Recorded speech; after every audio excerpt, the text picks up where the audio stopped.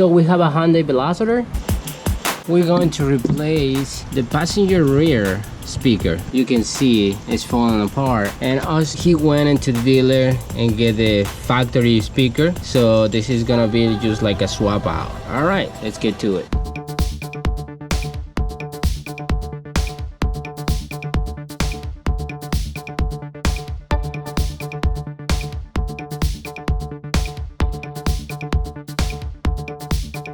We went and take the factory speaker out. We're gonna go and put some rivets so we can mount the new one.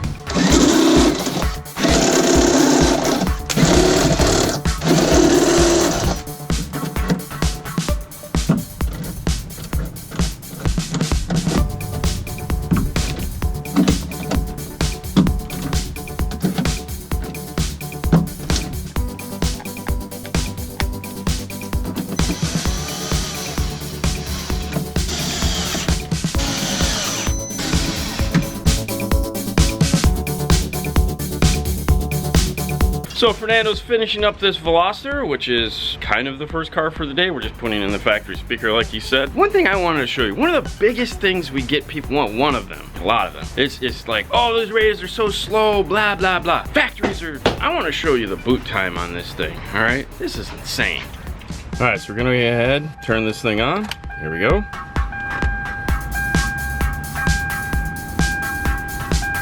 right, so it just turned on.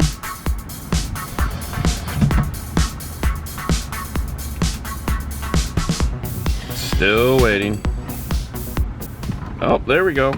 And we have sound. Now, I don't know about you, but the current Pioneer Kenwood selections are way faster than anything that... And it's not just this. This is just the only car that's in the install base. GM's the same way. Ford's the same way. These things take forever to load up. Not true with these aftermarkets. So when people are complaining about them, it's like, come on, man. You don't have a screen on your dash. That's for sure, because they're way faster.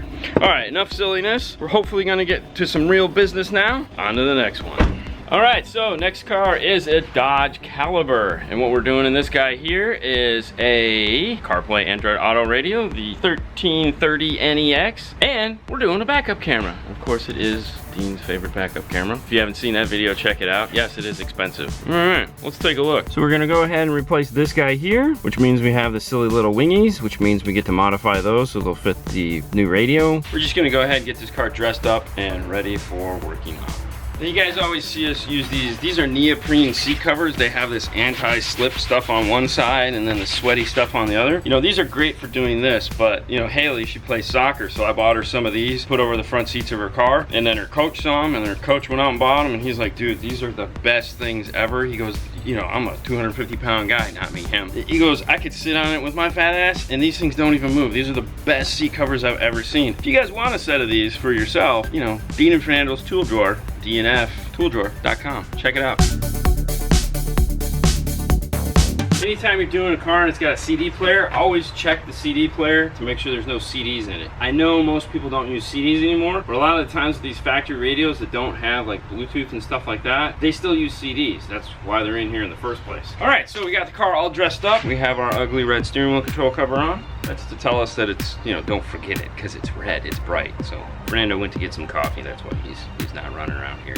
It's early in the morning. All right, so for those of you that don't know what my favorite camera is, it's an Echo Master. It's a CAM-LF3. It comes in black or chrome, as you can see here in the picture. And it is, you know, check out the video for sure, because we show this thing at nighttime. We do a test here where we take one LED and we aim it at the wall. It's 25 feet away, and this thing still functions great. This camera here, on the other hand, that was total crap. We had to turn the ISO on this thing up to like 64,000 or something like that, just so we could see the screen. And we even said that in the video, and somebody was like, man, that looks terrible. I'm like, dude, it's the camera, not this camera. So anyways, this is it. This is the bar cam, really thin. Now, this does not have backup lines on it, so if you want backup lines, you'll have to have a radio that has backup lines, which is fine. I feel that's a better way to do it anyways, but as you can see, that's, you know, look how tiny that it's, so, you know, when it's on there, you can barely even tell there's a camera. If you get the black one, you can't even tell it's a camera. For all you guys that are paranoid about somebody stealing your backup camera, this right here, ooh, very nice. Now, what makes this also cool is it's what we call a three-piece harness. I mean, you have this guy here that goes behind the radio, and it stays. You have the main harness that runs through the car, and then the camera itself has a wire on it. This makes installation a dream come true, because if you ever have to remove it, obviously you can remove it in the back. You don't have to pull a long cable out like you do with some of the other like factory cameras, like some other brand cameras. And then also if you just need to pull the radio out for any type of service, you know, this just unplugs. That's one of the other reasons why I really like this camera, is all the disconnect points and the easeability of it all. Easeability, I don't even know, is that a word? All right, and it does come with 4 cool nuts that we never use, but we use for everything else because we buy our own nuts for these. I'm gonna put this over on Fernando's desk because if you guys haven't figured it out, he really enjoys putting in backup cameras. I don't know why, but I don't argue with him. I'm gonna keep this part because that's what I need. Now we have just a 1330 NEX, and for you guys out there that don't know the difference, there's a 13 and a 1330. The 30, anything with a 30 in it like this, or the 2330, the difference between this and the other one is this has the option for a front-facing camera and it has HD radio. That's this guy here. This is the 6.2 inch. This will only do CarPlay. I'm sorry, I said Android Auto earlier. This does not do Android Auto. Wiring harness, we're gonna use one of these two guys here. It's just the LC,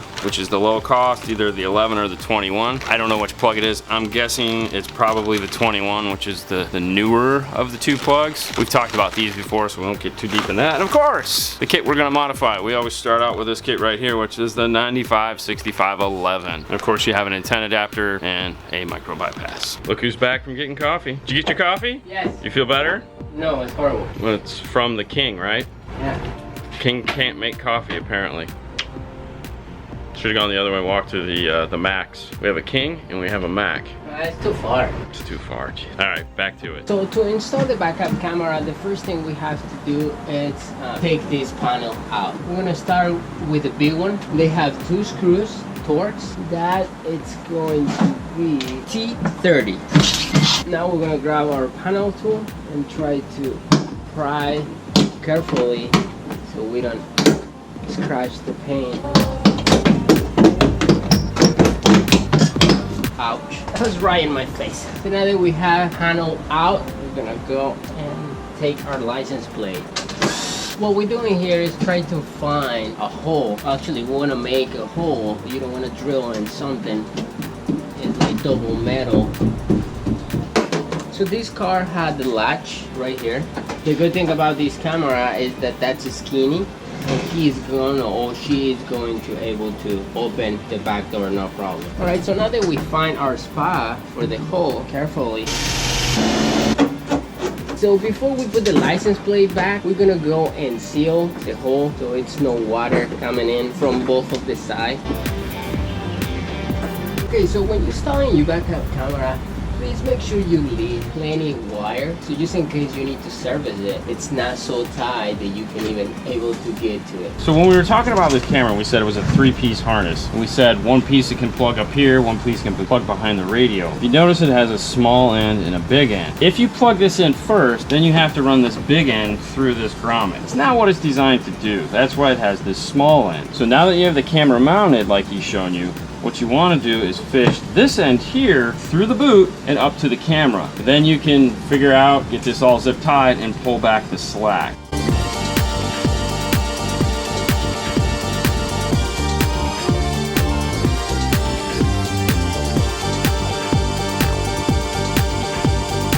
So this is all we need. We're gonna go and put the protection on the wire loom. You can grab a screwdriver and just slide it in. Just to open it and you don't cut the wire. Now that we have a wire and the loom, we're gonna go and put some heat shrink. We always put 2 layers of heat shrink, one in the connection and one on top of the loom.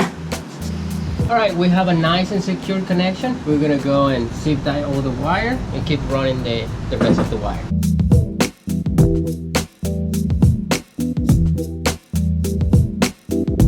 So when you're done running your wire, make sure you put the grommet good because you don't want water coming to your car. So all the wire is in. We're gonna go and put everything back together.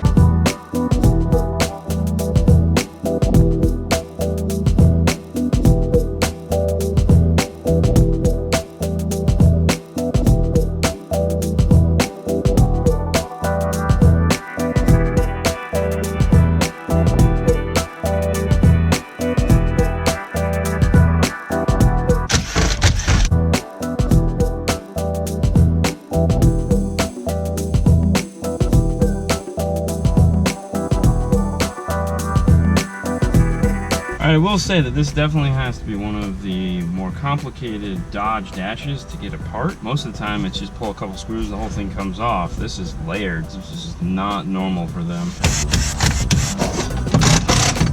Dodge radios always have some silliness like this that has to be removed. Sometimes you get lucky enough and you can just unscrew it. Other times you have to cut it, unscrew it, and then kind of pull it out. That's how you have to do it in a Jeep. Sometimes you have to just cut it here and here and here and here and just remove the 2 center braces. But this does have to come out. All right, so this particular radio has the tapered corner, so that's going to be the newer of the 2 plugs, which is the 21. And looking at the back of the plug real quick, we can see that it has all 8 speaker wires, and also the 5th wire here. One side has 5. That's going to tell us that it has the blue amplified antenna turned on. Go over to the bench and I'll show you what I'm talking about. All right, so here we go. We're going to use the 21. So what I was talking about with 4 and 5 is there's 4 speaker wires here, and there's 4 speaker wires plus this 5th blue wire, which is the amplified antenna. So now we know it has that. We're gonna hook that up. Now right here, it's telling me that it's only got a 1 amp maximum output, which means this is not gonna be enough power to power up the backup camera. So what we're gonna do is we're gonna add a relay. All right, so on a relay, there's 5 numbers. You have 85, 86, 30, 87A, and 87. 87A is in the middle. That's the one you're not going to use. What we want to do is take our ground wire, we're going to hook it up to 85. We're going to take and hook up our output wire, our accessory output, to 30. We're going to put our constant 12 volts in on 87. Now what this leaves us is 86. 86 is going to be this accessory coming off of here. And there we go. All we got to do is tape it up.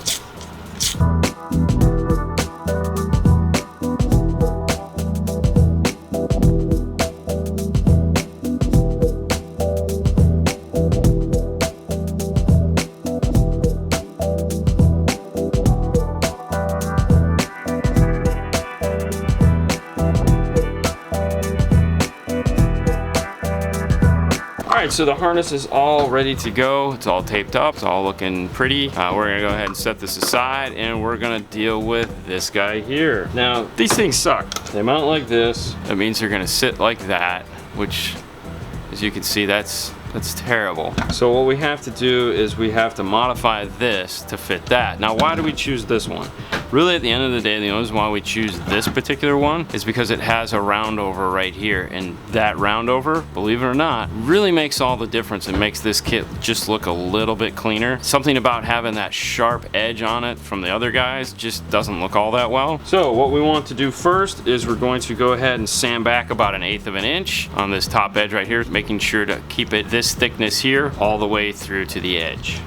Alright, so there you go. We have a nice notch in there. See, now that brings that down like that. There's still, if you're on some of them, if you look this way, you can still see a little bit. If that's the case, go ahead and put some foam backing in here. On this one, we're good on both sides, so we don't have to worry about that. Now, the other part of this that we have to sand down are these guys right here. These have to get sanded down.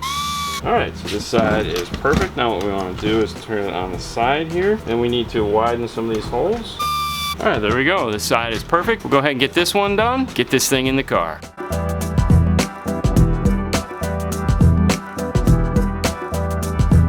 Network or standard mode? This is an interesting question that people often ask. It's lit up blue on standard because 99.9% of you are going to use standard mode. Network mode is for that 0.01% of the people that are going to be doing full active out of the radio into the amplifier. If you're doing a set of front tweeters, front mid, and a subwoofer only, you could go network. If you're doing any form of front speakers with any form of a rear speaker, meaning any rear speaker at all, standard mode. What's the weather like today? It's currently camera settings, camera input, okay. All right, we have a nice picture of the ceiling. So there you go, nice finished look. Looks good in the dash, nice and level. The radio's not no huge gappage, nice and straight. And that's why we choose that kit. It looks the best when we're done, even though it is a pain in the butt. Thank you. Magic. On to the next one.